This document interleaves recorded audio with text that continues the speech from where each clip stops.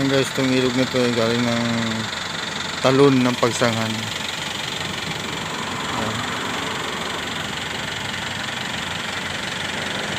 Dito naman yung tuwaba.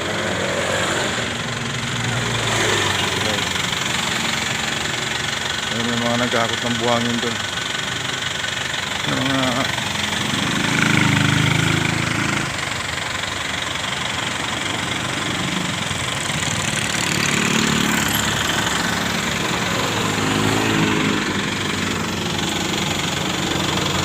ang karit ng banda, oh.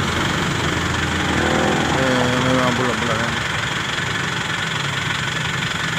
Galing din yun sa kabilang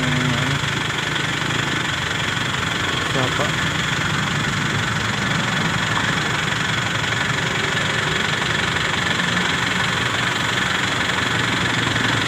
Pinakagulo na yun yung talon ng pagsang.